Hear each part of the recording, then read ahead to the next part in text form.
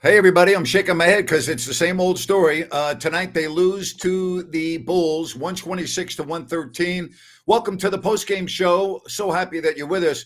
This game started to get away from Sacramento at the end of the first half. They had a 12-point lead, and instead of closing it out on a strong note, they only went up into the locker room after 24 minutes up by two. And then the Bulls came out.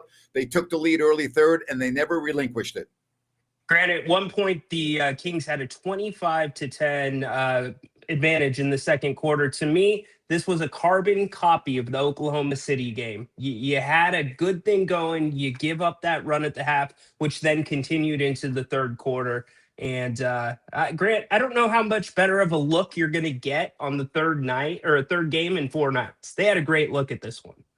The three-point shooting that we talked about on the radio today on Fox Sports Sacramento, I thought that would be the number one key at the end of the game.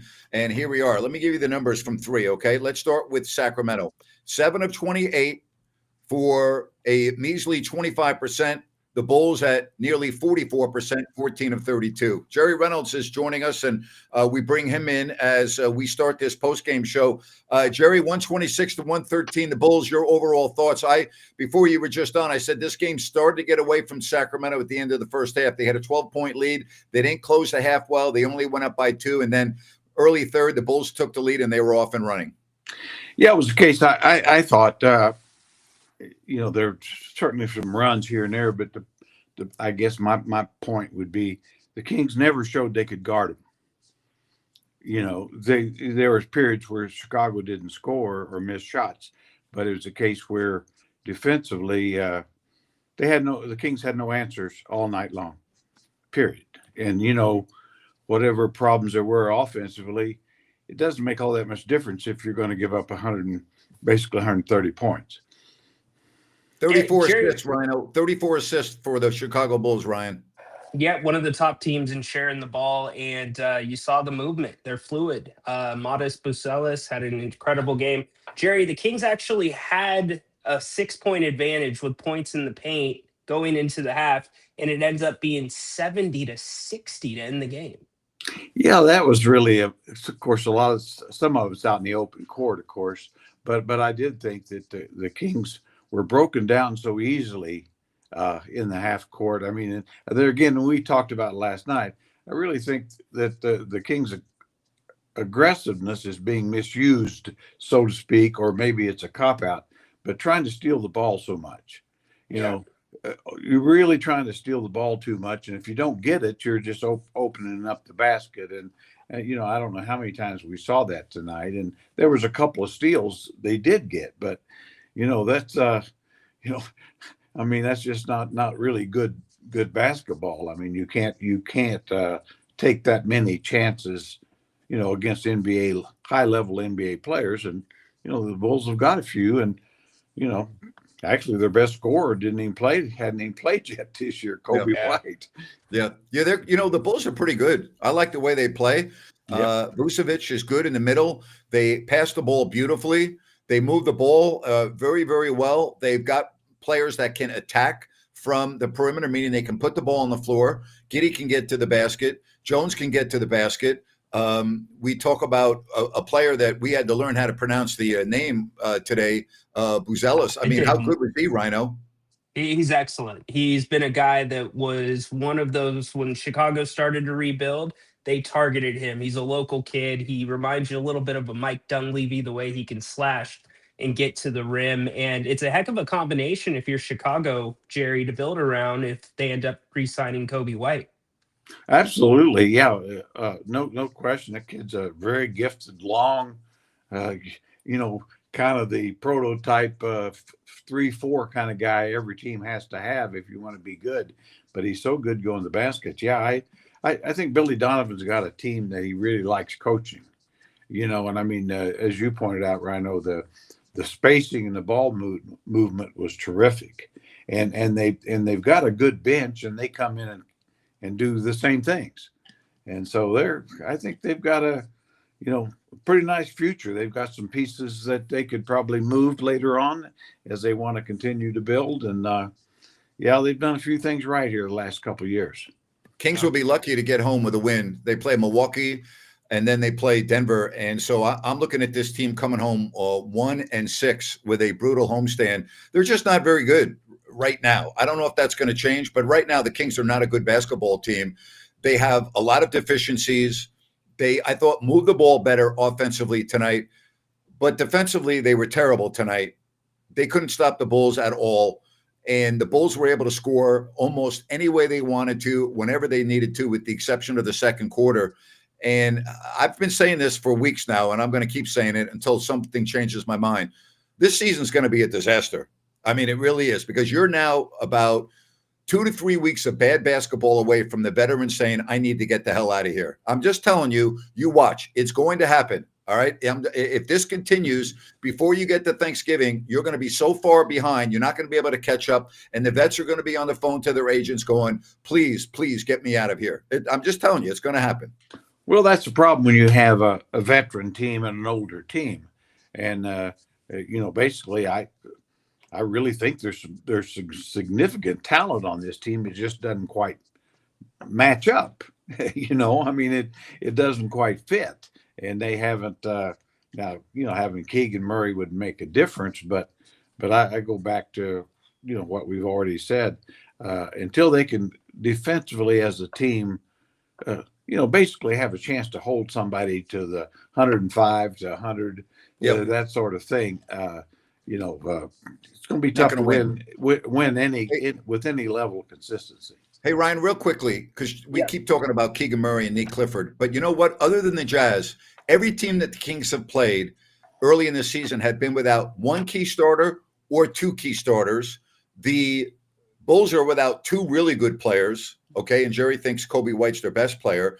We saw the Lakers without their two best players. We saw Phoenix without, Jalen Green. So, it's the Kings have some guys that are out, but everybody they're playing's got main guys out too, and they're still losing. Well, it doesn't help that this is a small team and you're lacking size with a full roster, right? And so now without Keegan Murray, who you can put on pretty much anyone on the court, it creates complete chaos for the Kings. And Jerry, you mentioned, I wanted to ask you about this. The Bulls spacing was really good. I thought the Kings spacing with the starters at times was very poor. I was wondering what you see with this starting offense in the first 4 or 5 minutes of every game. Yeah, no, I agree with that. I mean, I don't think they've ever had, quite the spacing they need, because I think, DeMar, as good a scorer as he is, that's just not his game. So, he's going to get into the perimeter area, whether he's has the ball or not, a lot. And so there's that. It's one of those things where I think they could do a better job of that. And I thought at times they did tonight, just like they did against Oklahoma City. But it can't be, as Grant, if you're going to play good basketball, you can't play good offense 25 minutes a night. And that's kind of what we're seeing. And then we'll have the good ball movement and pretty good spacing. And then we get into dribble ball a little bit. I will say one thing I thought was a little better in some ways. Schroeder didn't score very much and took a couple shots he shouldn't, but I like the fact he was trying to play make. And I think that's going to be really important if this team ever can turn anything around, because he almost needs to be a 8-point, 8 assist guy with the number of thirsty ball scorers that the Kings have. Jerry, would you agree that if Schroeder's shot attempts don't equal his assists, the Kings aren't going to be playing at their best? Yeah. I mean, I think that's a pretty good thing. I'd like to. I mean, I think he's capable of getting 10 assists, and probably 10 points is about as many as you need from him. Because, like I say, if you're going to play Levine and DeRozan and Malik Monk, those guys are scorers. And so, they need whatever shots that Schroeder's given up, that's who ought to get them. Some moron wants to know why I'm not more positive. I'll tell you why I'm not more positive, because the team's 1-4, okay? And they're not very good, and they don't have chemistry, and they can't stop the other team when they have to stop the other team. And what else can I add on to that? I think I'll stop right there for now. Okay. So yeah, it's I'm probably a little more positive than you, but I'm not very positive. I mean, it is the case where I just want them to show me that they can defend at a better level, and I mean, because the even with if you get your roster full bore, I mean, it's still going to be tough. The West is so tough that you just can't put out 25 minutes Yep. of solid defense and expect to win. That's all. We appreciate the super chat. And we were just talking about that. We agree with your comment there. And thank you very much for the super chat. So, I mean, another reason why I'm not more positive, and certainly not like you, Jerry, and when you look at positives, is I'm looking at the schedule and I don't see any wins. And I really mean that. Of course, they're going to win a game that I don't expect them to win. I don't see any wins for about 3 weeks on this schedule. I'm sorry. I just don't. They're not playing any team coming up after tonight. All right. They don't have any game on their schedule that I'm looking at and go, oh, the Kings are better than them and they should win. That's another issue that I see right now. Well, we know that, and this is a fact. I mean, it has nothing to do with what any of us think. The odds are going to be against them in each of these games. I don't gamble, and I don't, but I understand that the professionals who set lines, they generally know what they're doing. That's why they make a lot of money, and the Kings will not be favored in these games. And so, sometimes we got to deal with reality here. This is where the team is. And to me, it goes back to what you said earlier. And that would worry me the most with an older veteran team is if they get in a big hole, these things can spiral. Now, you'd like to believe that, okay, maybe they can pull together and they get through this rough stretch and win a game maybe they shouldn't, and still come out and start having a reasonable, because the schedule will turn. But that's all those things you have yet to be proven, and they haven't shown us that yet. That's all we can say. Yeah. I mean, in some regards, this team might actually have a better chance if you mix some of the veterans in and you play more minutes with the young players. Very well could be a better product, more exciting. And then on top of that, you're getting them experience. Don't you want Nick Clifford to get a ton of experience? Max seems to be a little bit behind. Devin Carter to a degree, but most of all, Keon Ellis. He's a restricted or unrestricted free agent at the end of this season. And Jerry Grant, I feel like he's a part of the future, and I don't want to rub him the wrong way.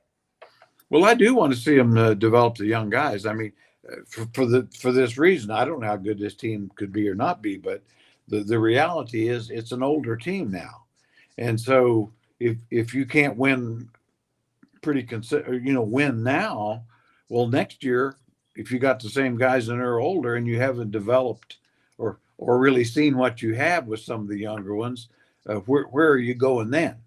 And so I think I'd be cutting some of the veterans' minutes to make sure that Clifford gets to play, even Maxi Ryno gets to play a little bit. Carter. I think it's very important. It's less important, quite honestly, that if for Westbrook and DeRozan to get to play 30 minutes than it is for those guys to start getting time. Jerry, did we get you in trouble last night because you were late getting to the store? No, she was very proud of me. By the way, I was watching the rerun a little bit, and I was reading some of the comments, and one guy said, "Looked like I had a red face if I've been drinking." I noticed, yeah, my face does look red. I haven't been drinking. I think I will though. I think I will have something to drink afterwards. So if I'm going to get blamed for it, damn, I think I'll just do it. Oh my God. Yeah, I don't want to get you in trouble with Mrs. Reynolds. That's not on my to-do list. Okay. Oh no, we're just we're just living the life. Yeah. A couple old farts. How's the weather up there? Is it cooling off quite a bit? It was very pleasant. Got it up to 60, but up 60 seems like about 65 or so up here. And so it was very nice for my walk, Yeah. So a lot of other old people. I like, good. Nothing like walking around and seeing other old people. They always speak, So I think we're all the same. We don't know if we'll ever get to see them again. So you got to speak to them. Are you keeping some bear spray with you? Do you have a walking stick? I do What's have a the- walking stick. I don't use it unless I go out, kind of on trails out in the country. You need it for the Bears, Jerry. You need it Right. to fend Yes, off you the do. Bears. Yes, you do. I've seen some bears, and I think they just see me as in this kind of a pity factor. They just we'll leave him alone. What the hell? He's got enough problems. Jerry, if you see one of the small ones, don't pet it, okay? Yeah, no, no, I know enough about that. Jerry, we appreciate you joining us. We'll let you go, and because I don't want you to have to suffer any more than we are suffering on this post-game show again. So I want to preserve your health as long as I can and not have to have you endure too many more minutes of this. Yeah, I appreciate it. By mid-year, I may have to pick you fellows up. So in the meantime, I'll be resting. All right. See you guys. Take care. Take care. Thanks, Jerry. Wow, he is an absolute treasure. We're so lucky to have him here and on the post game. So, in a nutshell, okay, this season, I've told you now for weeks, this season's going to be over by Thanksgiving, and I've been through this. I've been through this picture before. I've been on this movie before. Call it whatever you want. I've read this book before. I'm just telling you what's going to happen. Okay, I'm telling you before it happens because we're a couple of weeks away from news coming out that this guy wants to be traded, that guy wants to be traded, he doesn't want to be here. This is going to turn into an absolute disaster in a very short period of time, unless I don't want to call it a miracle, but an unforeseen scenario unfolds that I don't see right now that's going to win this team a couple of games and keep them afloat until they can get some bodies back. See, you saying that does not make me feel worse. That actually kind of makes me feel a little bit better. You might as well face reality instead of still trying to play vets that aren't going to be in the league in 3 years. 30 minutes, Russ almost played tonight. Get the younger guys out there. Now, I would cut Russ. Yeah. I don't know if I would cut Russ, but Sabonis, I would not want to lose him. But DeMar trade request, that doesn't bother me. And I respect why I the would hell out cut of him? DeMar. You know why I would cut him? Because he deserves better than Sacramento. And at this point in his career, I still believe he would be picked up by somebody. He doesn't have a guaranteed deal. And all he's doing right now is retarding the growth of the younger players. And I said this when they got him, and I'm going to say it now after watching the first 5 games. He can still play. All right. He's not chopped liver. And I said that before they got him. But it does not make sense for the Sacramento Kings to have Russell Westbrook on the roster. Okay. He's not going to help you win games. And all he's going to do is stunt the growth of some of these other players, especially when Nick Clifford comes back. There is no reason to have him on the roster, and let him go play with a team, and he'll get picked up. Trust me. Let him go and end his career on a real high note. And he's a Hall of Famer. He's done great for the league, but he doesn't need to be in Sacramento. Let him go somewhere else. Seriously.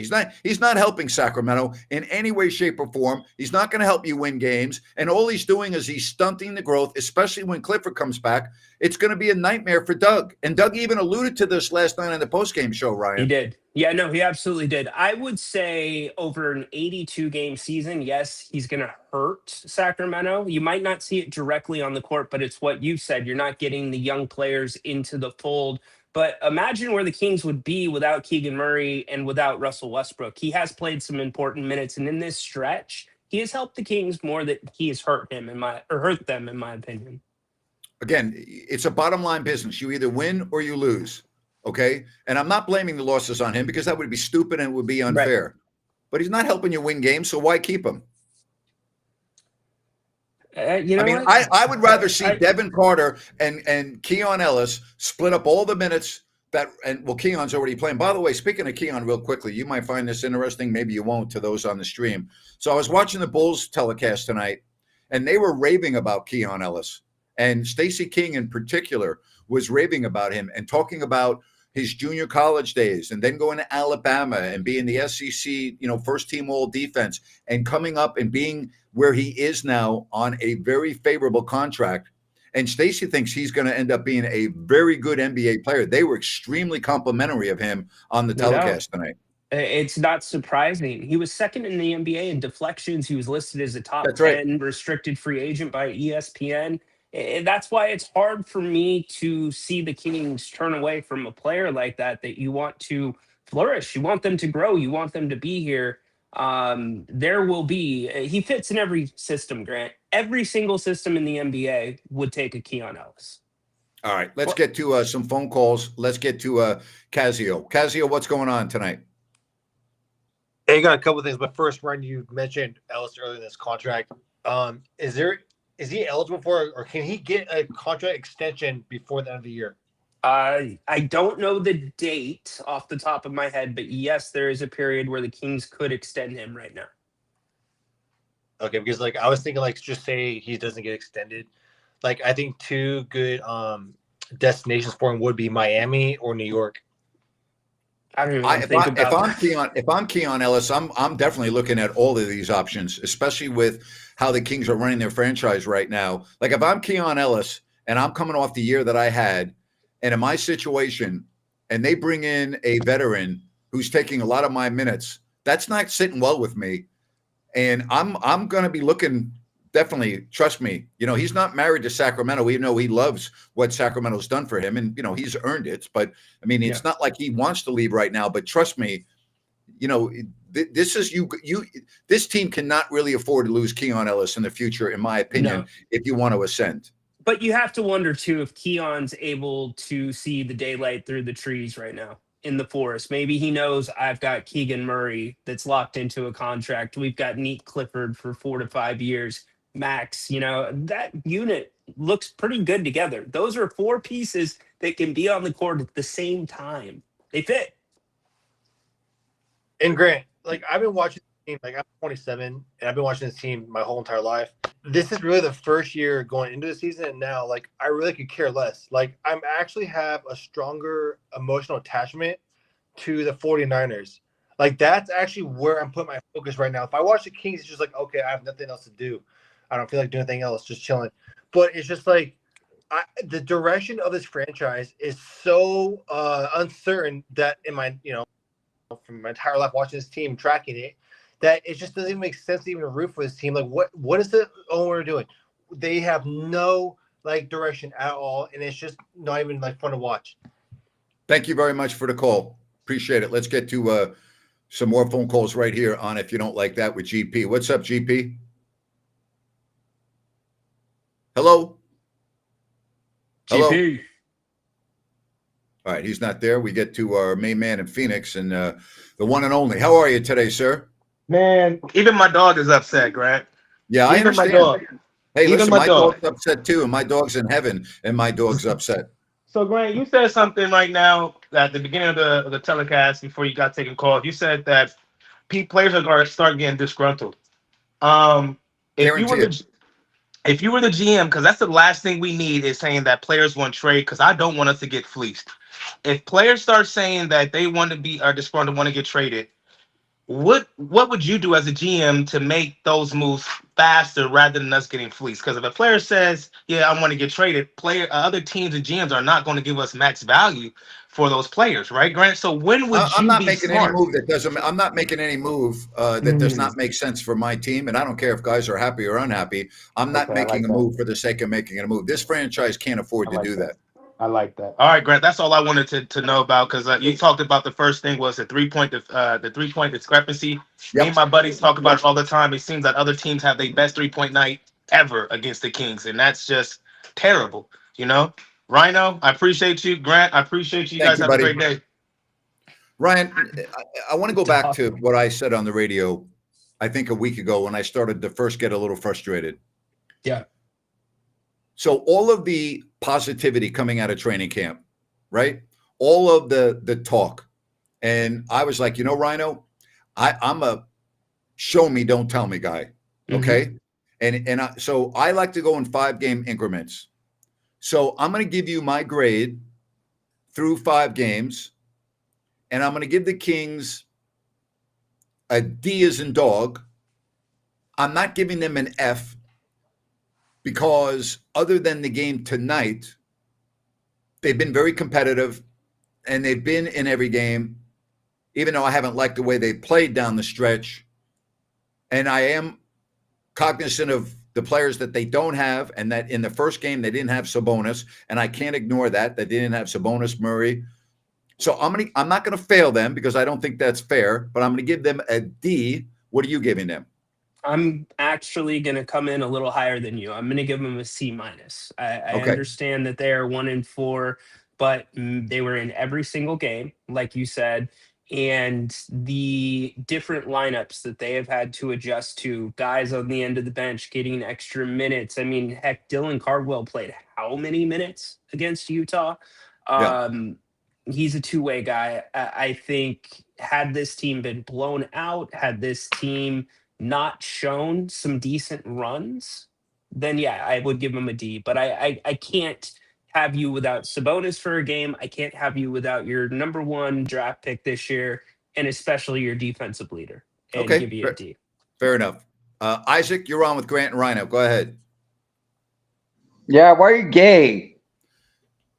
All right, let's get to GP and see if he's ready to go. GP, how are you? GP.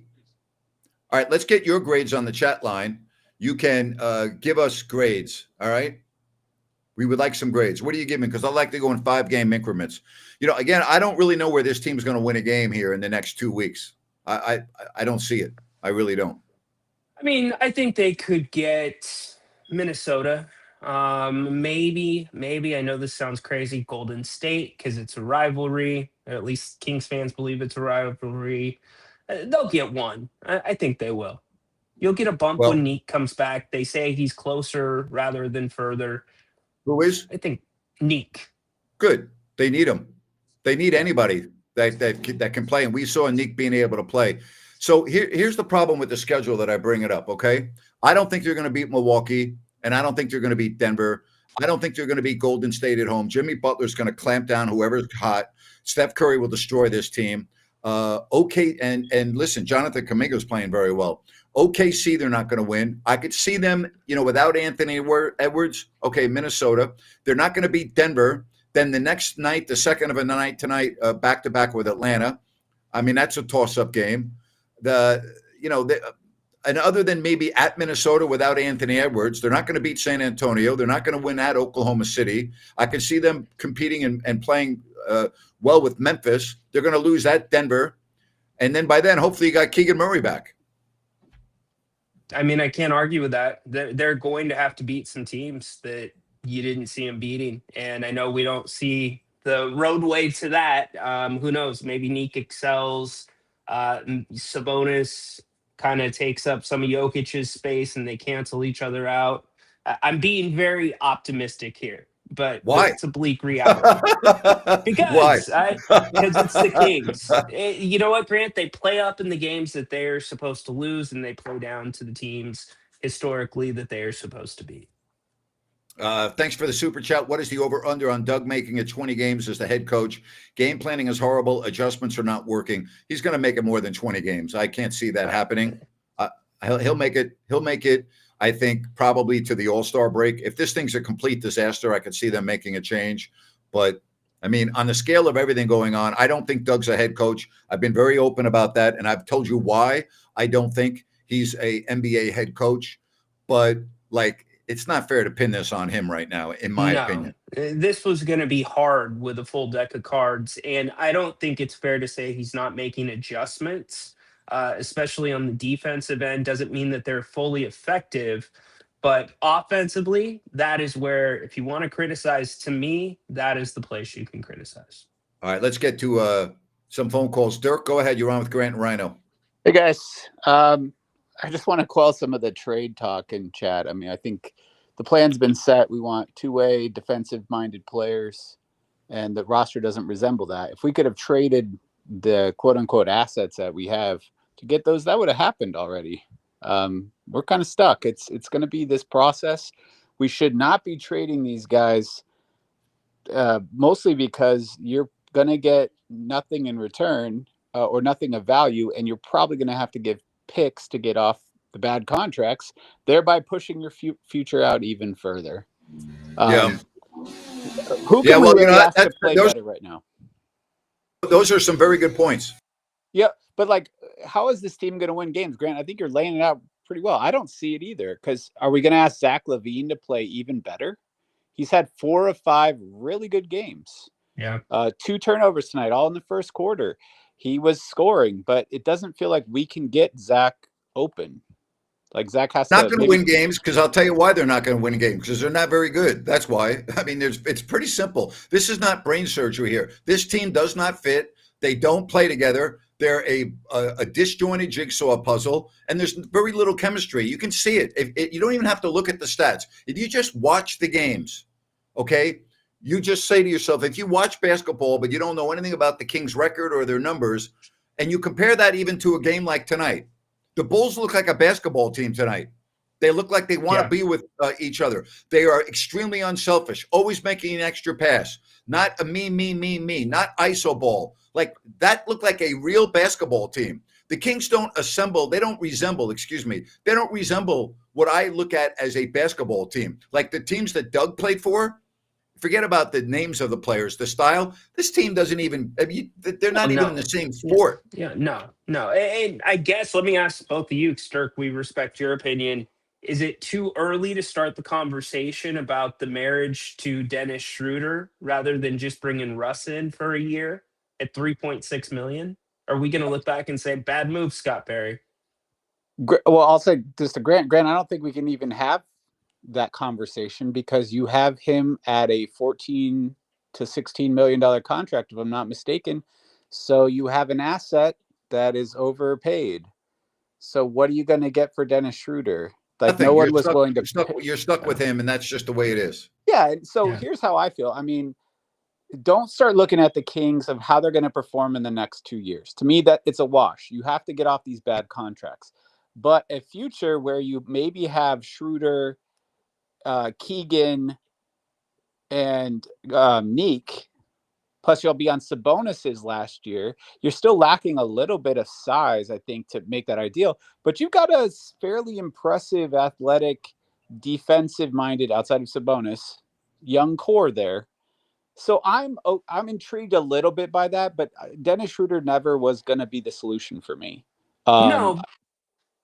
Sorry, Dirk, go ahead. Go ahead. No, I'm talking too much anyway. No, you're right. But I guess for me, that's where I go back to what we said earlier in the show, Grant. I don't want to rub Keon the wrong way. I'm giving Keon as many minutes as I can because I consider him in the group you're talking about, Dirk. But I've had this question. I think I've asked you about Totally agree. But Grant, does he give this, given all the shortcomings of this team, right? Keegan is not yet that 18-point guy that we want him to be. So can the Kings afford the scoring that Keon might give up? Because I could see Keon getting a little bit better as an offensive player, but not much. Like the ceiling is limited. Where are all the points going to come from? I mean, to me, if you have him, you need to draft a star to formulate that team. That's why I would also play the young players. I'm okay with losing 65 games if you get a top 4 pick in the draft this year. I'm like, okay, you know what? 100%. Get that guy because the first 4 picks in the draft are supposed to be really top caliber players. Go that way because you're not going to win. The worst thing you can do in this league is win 35 games. It's the worst thing you can do. I'm with you. And the last thing I would say, let's get a big, a guy who can coach bigs, because if our 2 bigs, they have a lot of flaws and there's some potential there, but Maxime looks lost entirely on the defensive end. Let's start pushing resources into fixing that and getting Dylan Cardwell up and running. Yep. That's the best approach right now. Anyway, that's all I got. Thank you. Appreciate it. Sorry, I didn't mean to cut you off. My experience of being in Sacramento, we're all guilty of this. And I mean that I'm generalizing, but we all overvalue Kings players because we're so desperate that we look at a player and we always overvalue them. Same thing with Keon Ellis. He's good, but he's not great. We overvalue Keegan Murray. He's good, brings his lunch pail, good defensive player, but I don't think he's going to be an all-star, but a lot of people talk about him that way. People talk about De'Aaron Fox superstar. He was never a superstar. We overvalue because I think this franchise is so desperate for anything good that, it's the same thing when you got Doug McDermott or you got Markelle Fultz. I told you, I go, calm down, folks. There's a reason why these players are available. And like, Doug's great in the locker room, and I've heard that he's phenomenal with the young players. He has a value to the team, but his value's not on the floor. It's off the floor. But yet when they picked him up, everyone got excited. When they picked up Markelle Fultz, everyone got excited. I'm like, stop it already. When you picked up Jay Crowder, he started in his first game and played very well. And Kings fans went gaga. And then what happened? I said, calm down, relax. There's a reason why he's available. And they didn't do anything the rest of the year. We, and I include myself, we have a tendency to really overvalue Kings players because you're looking for anything that makes you feel better. I can't argue with that. I guess if I try to put the grain of salt in my mouth with that, I'm trying to look at puzzle pieces that fit together. So if I take value out of it, there's puzzle pieces that can fit together, and we've seen chemistry together that will play roles where you don't need to run offense for them, but they can knock down a shot. They've proven that. They play defense. Offense doesn't affect their defense. And like you said, you've got to get that star. You've got to get them in the draft. All right. New Works Plumbing, they've got a fix for you. If you have any plumbing issues, call that number on your screen, newworksplumbing.com. Water services are water heaters, water line repair, sewer repair, water filtration, gas lines. Newworksplumbing.com, NEWWRXplumbing.com. New Works Plumbing, they've got a fix for you. Kings do not have a fix for their play on the court. They fall to 1-4, and the schedule is now looking more difficult. GP, 3 strikes and you're out. Here's your last chance. Go ahead. Hey, Grant, how you guys doing? Good. Thank you for sticking with us. My bad. It's all good. I couldn't get the thing unmuted for some reason. No problem, buddy. I'm happy for your persistence. Thanks for trying, and go ahead. It's your turn.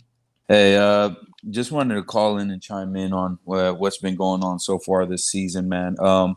Let's just start with the point guard that was supposed to bring us to the new promised land, as in like a new ball movement, a new sense on defense, because it starts with him, right? And Grant, tell me if I'm wrong, but Dennis Schroeder looks tired out there. That's not the Dennis Schroeder we've seen in the playoffs with Detroit, because I watched that series. That looks like a Dennis Schroeder who played all summer, and he came into camp and they ran him there too. So I don't know if that's Doug's fault or Schroeder's fault, but he's missing way too many easy layups. We missed. Playing in the summer is a non-factor for me. I don't think it attributes to anything going on. You also have to remember, in Detroit, he wasn't a starting guard. He was the third guard. He was the first guard off the bench. And I made a comment on my show earlier today that that's probably his best role. I mean, Yeah, no, I agree. He's like a second option or a third option as a guard, but I just think all of his shots have been kind of short. It looks like his legs aren't under him. That's just what I'm seeing, as just as a basketball fan from there. And then, man, so our 2 guard Zach LaVine, he's been going off. He's been playing phenomenal offense, right? Grant, the problem I have, if Doug and him are Seattle guys, Doug needs to get on him about the defense. I seen this guy go under the screen. I was at the Lakers game the other day. These guys went under the screen on Zach what's that kid's name who had 50 on us? Austin Reeves, yes. Grant, tell me if I'm wrong. If a guy has 20 on you at half, don't you do something to get the ball out of his hands? They didn't have Luka that day. They didn't have LeBron. How do you let the third guy, let's say, a third guy on the team beat us if this team is so defensive minded? Grant, well, they're not defensive minded. That's for sure. Anybody that thinks this Kings defensive minded, and I know you're saying based on what the coach is saying, this team's defense isn't even average. Yeah, the Grant, it has to start with the defense. And if I was the coach, and honestly, if Doug, I know how Doug feels. He just wants to, get the veterans some minutes and then get the young guys out. But honestly, he's got to not even run offensive sets for these guys. Grant, he's got to drill these guys with defense, and he's got to show Zach, like look, this is your Well, counterpart. I'm sorry, I disagree. This team's never yeah. going to be a good defensive team. Ryan, we've talked about this ad nauseum. You have to play to your strengths. Defense is not a strength. When you have Zach LaVine, DeMar DeRozan, and Sabonis on the floor, it's never going to be your strength, and you have to deal with reality. The Okay, best defenses, uh-huh. the best defenses in the NBA, they Mhm. switch 1 through 5. That's what made the Clippers Yeah, so no, special. yeah, for These sure. guys, the guys that you're talking about, they can't Yeah. switch. That's why it looks different when you have Keon Ellis and Keegan Murray in the game. Malik Monk to a degree. Shooter, I guess, Okay. can switch. But I'm not going to get on Levine for his defense. His No, effort has been there on that side of the court I just okay. compared to last No, year. He's just I'm not a just good defender. yeah. No, I agree, but I'm just saying if a guy hits 1-3 on you, you just don't go under the screen. Get through it. You know what But I you mean? don't know. You don't know if that was what Coach Christie wanted them to do, or if that was just the Yeah, yeah. decision that No. Zach You're made. right. I'm just saying as like just a basketball player in general. If a guy's on a heater, I'm just saying the team because Zach LaVine wasn't the only one guilty of this. Schroeder did it. Everybody on the starting five. Heck, the starting five had a crack at Austin Reeves. Nobody could stay in front of him. You know that, but Yeah, well, thank you for the call. let's forget about that game. I just wanted to say, I'm looking forward to the season, but like a lot of Kings fans, I am more optimistic about the younger group. I think obviously we need to get the older guys out because the league they're faster, much younger now, and heck, they're all taller than us. So I think we need to do a better job Thank you, in buddy. the next draft. Thank you. Thank you. Appreciate the phone call. Let's get to Mac. Mac, you're next here on the postgame show. Go ahead, Mac. Oh, hi, gentlemen. How are you? What's going on, Mac? Hey, Mac. I'm doing all right. I'm doing fine. So I've seen some comments, and I remember you recently said, and that kind of inspired me to call.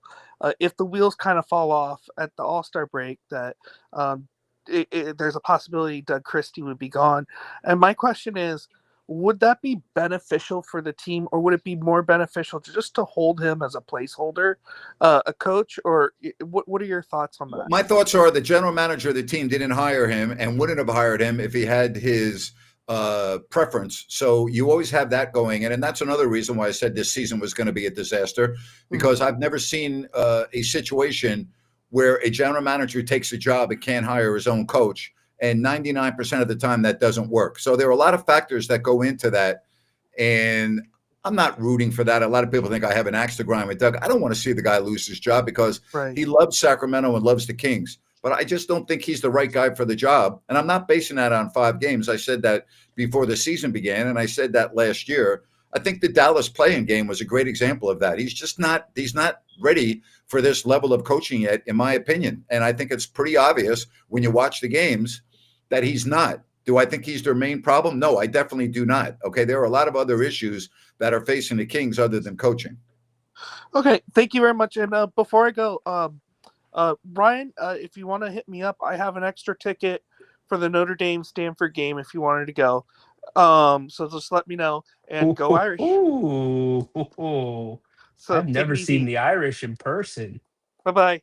Mac. Wow. How about that? Wow. Well, I'll tell you right now, if that happens, you know what, you might have to take him to Bennett's for that prime seafood and steak, Sacramento, Roseville, the West Side Grill, as a big time thank you. If that happens, if you can go see your Irish play, that's Bennett'sRestaurants.com. Make a reservation or more. Prime seafood and steaks at Bennett. Say hello to Brian and the folks at Bennett's Restaurants with 3 locations. Ryno, that sounds pretty darn good, man. I mean, I'm taking Mac to brunch and dinner. Come on. Yeah. My man. When's that game? I'm curious. I don't know when the game is.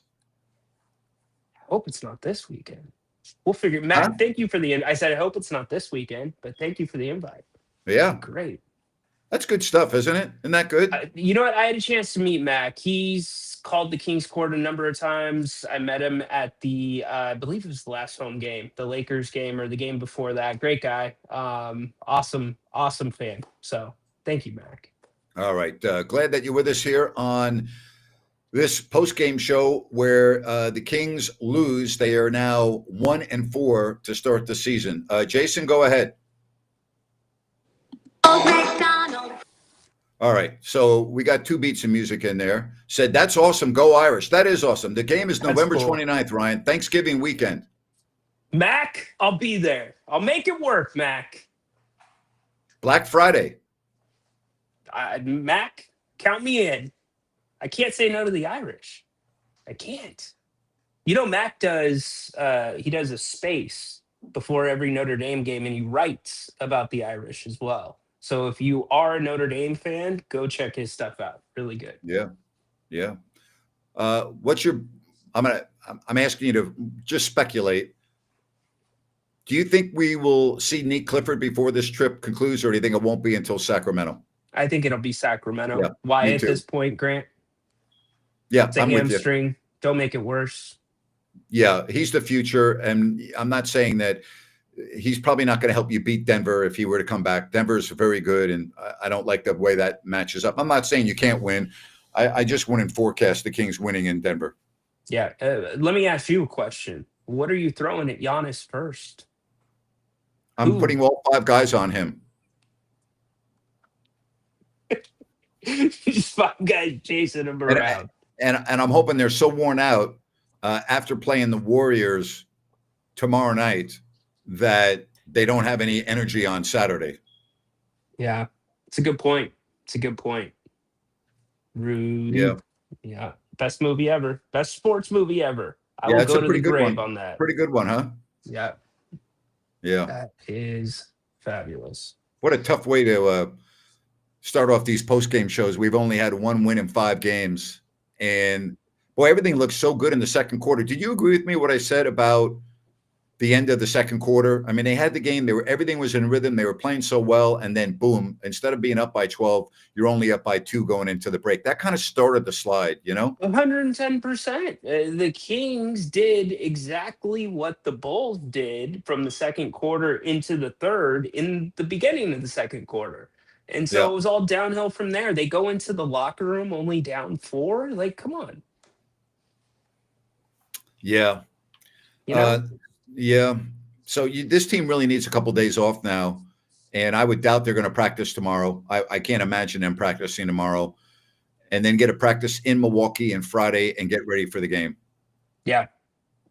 You got to, again, maybe they get lucky. They play Milwaukee well. Who knows? Maybe Giannis takes the night off. Yeah. All right. You know? Let's get to Baki. Baki, what's going on, buddy? Baki. Maybe Baki just joined to. Well, Baki, are you there? I don't think that's a real Baki. Oh, okay. All right. No problem. Because, yeah, Baki does. He shows his face. Joe D, what's going on? Hey, Grant. Hey, Ron. Whoops. Sorry about that. What's up, Joe D? Hey, Grant. Hey, Ryan. How you guys doing? Good. How are What's you? up, Joe? Sorry, I lost my voice over the weekend. Might sound a little graggly, but No problem. No problem. God, this team is just very upsetting. I feel we should be 0-5. I keep telling some of my friends. I mean, do you guys? I mean, I'm hoping Max Reynolds can get into the lineup and start playing. What do you guys think of him? Because I'm hoping to see more of the young guys. I like his potential, but I mean, he's not going to help you win games right now. But I like his potential, and I definitely think he is part of the future. That's for sure. But I mean, right now, he's not making the difference on whether you win or lose games right now. I would love to see Max sent down for a stint in Stockton. I would assign him to Stockton for maybe 5 games. Yeah, I like that, Ryno. That's a great idea. Yeah. Get some run under his belt. And by that time, if the Kings are out of it, maybe he is a little bit more set to be able to get some minutes here in the NBA. I like that, Ryan. I like that plan a lot. I think that would be really good for him. Yeah, I agree. It's better than sitting on the bench. Yeah, totally. One more question. What about Isaac? What do you guys think about Isaac Jones? Do you think he can help this team? In limited time. Yeah. Again, we're talking about potential. Right now, he doesn't really help you win games right now, but I wouldn't mind seeing him get some time. I think he could be part of a role player. Like Ryan, I don't envision him ever starting, but I could see him being a big coming off the bench and playing maybe, 12 to 15 minutes a game. I could see that down the road for him. Yeah, 100%. I think if even in a 5 to 7 minute role here and there, just throw something different down low, he can be very good in that. In fact, Jerry Reynolds said for the Kings to have a good year, he was going to have to play probably 5 to 9 minutes a night. Yeah. Yep. Totally Thank you, agree. Joe. Yeah, thank you Thanks, guys. Joe. Appreciate it. All right, we do have Baki, who's with us now. Got a little blurry lens, but that's all right. We don't like to see Baki too up close and personal anyway. Baki, how are you, buddy? No, I'm not. I'm not that mad or freaky. Well, I'm cool. How are you? Good. What's going on, man? What's your take on the game tonight? Well, I can take hundreds of things, but I just want to be short. So I'm gonna back you up about the things you said about Doug Christie, because I don't like if there is a statistics when can we see uh, so many. I mean, the guy is trying to push all the guys on the court, and I think the Kings are after 2 weeks of basketball, number one team who's using that much substitutions on the game. So if there is statistic about it, I mean, I would like to see that, because a lot of minutes for all the guys from the bench, and unfortunately, Doug is trying to find the winning team, but it's completely disaster, because he's trying, he's pushing. You have multiple five guys on the floor with sometimes they are so small, they put you. I mean, 3 or 4 times in a row they put you in mismatches. So easy points for the. I mean, I saw a lot of basketball, but have never seen something like this before. That too much difficulties to find the rhythm and find the real and good team to be on the court for more than maybe 3 minutes. Not to say something about to be a 6 or 7 minutes consecutively. So I don't know what's gonna be for the next games, but doing that much minutes for everybody, so it's a mess. It's a complete mess. So I'm giving it to Doug Christie. Uh, I mean, I don't hate the guy, but I don't like the way he's doing it right now.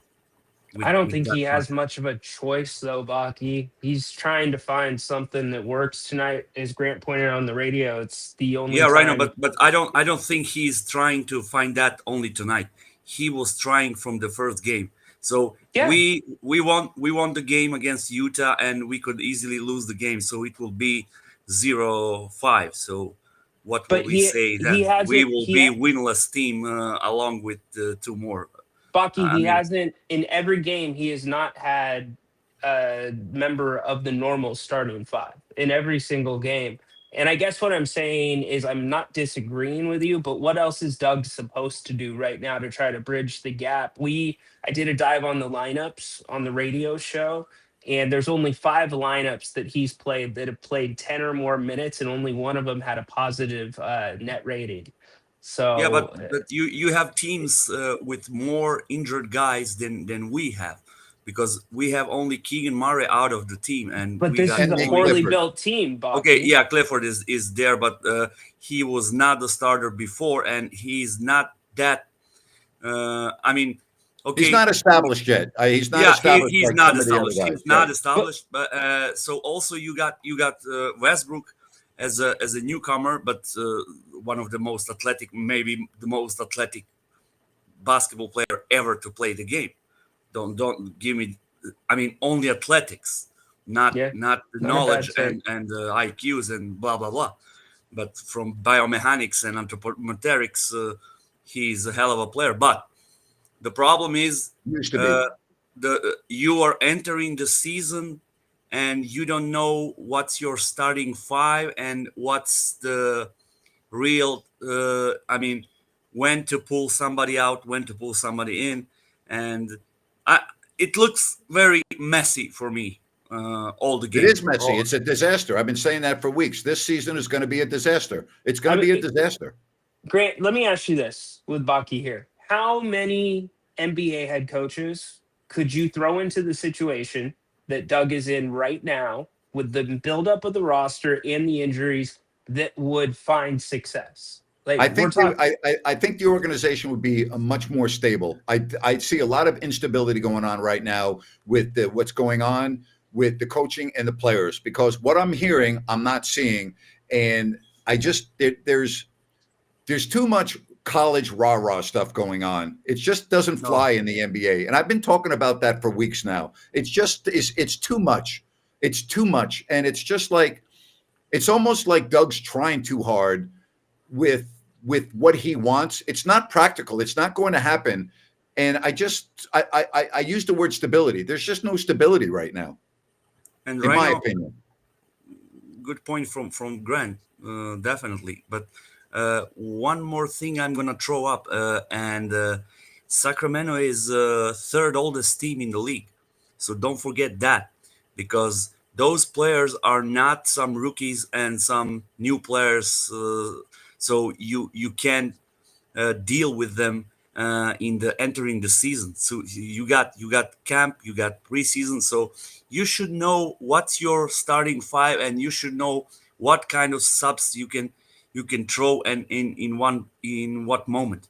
But like this, as Grant said, if you are not familiar with basketball and you're not familiar with Sacramento Kings and you're watching the game, you can easily think, oh, this is team from yesterday, and the coach comes day before, so they are searching for something and they don't know what to do, and they don't know what they're searching for. I It looks mean, like a game of the Kings look like a game of pickup basketball. That's really what Yeah. it looks like. Yeah, pick up But, basketball. but Doug's been clear about that. He wants any group or this group to not learn a play. They want to learn how to play. And I think we have all It's not said, working.